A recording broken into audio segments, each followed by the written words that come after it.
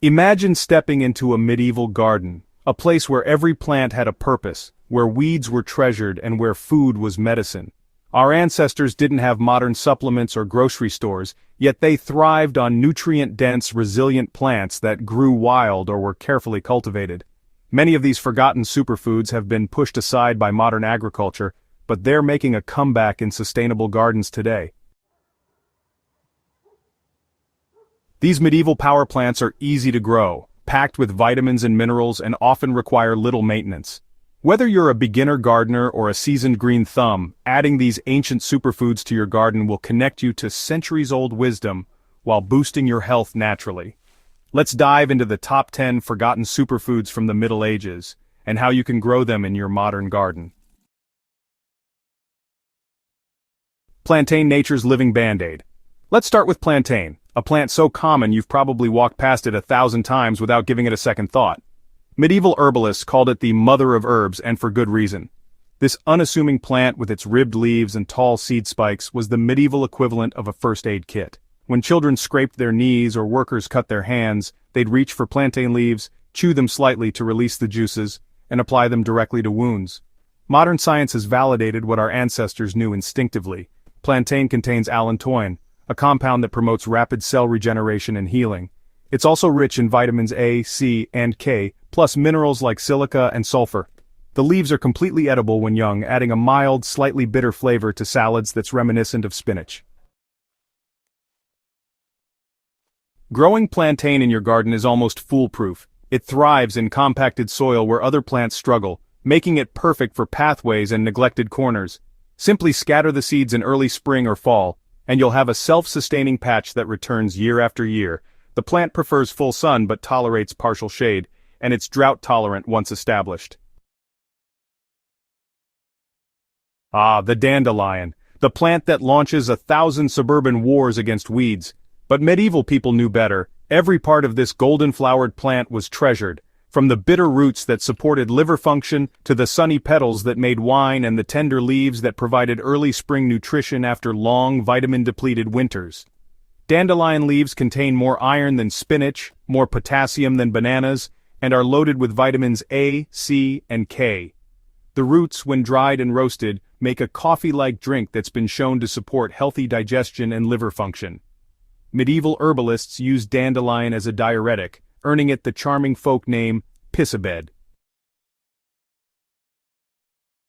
Here's the gardener's secret about dandelions. They're incredibly easy to cultivate if you want a reliable supply.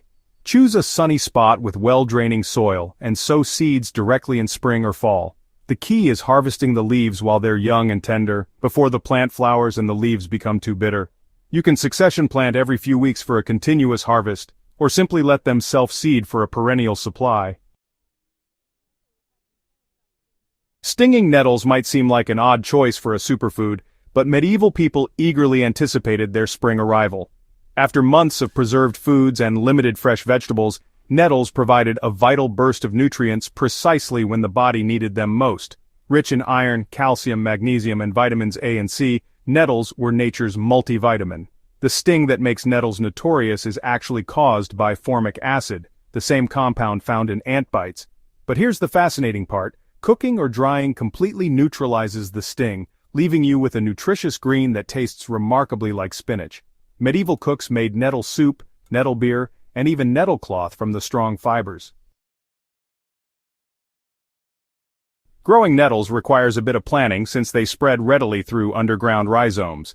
It's a good idea to choose a contained area or, use barriers to prevent them from taking over your garden. Nettles prefer rich, moist soil and partial shade, which actually makes them perfect for that boggy corner where other plants struggle.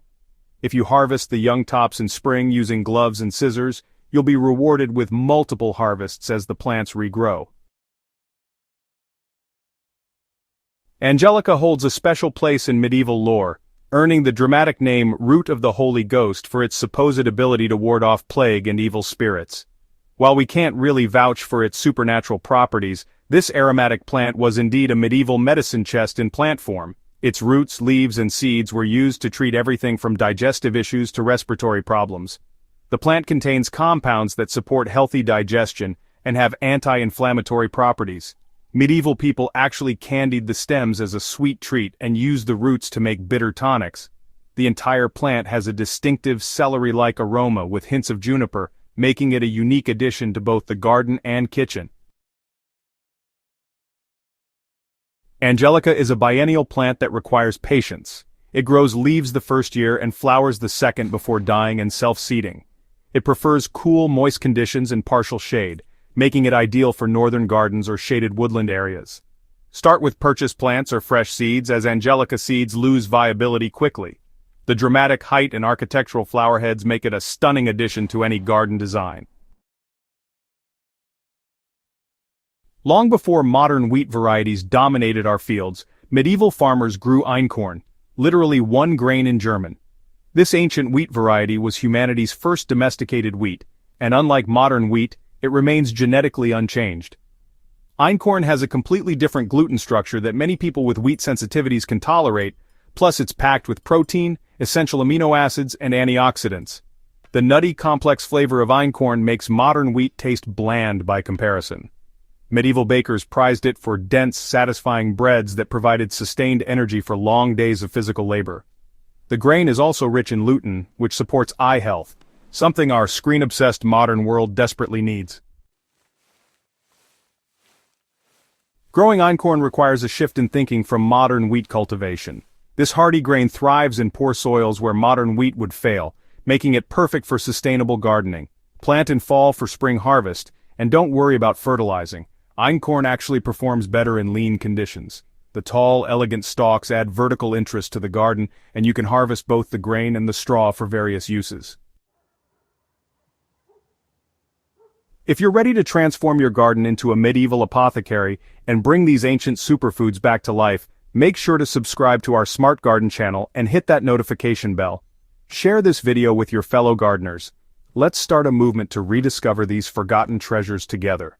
After all, the best time to plant a tree was 20 years ago, but the second best time is now.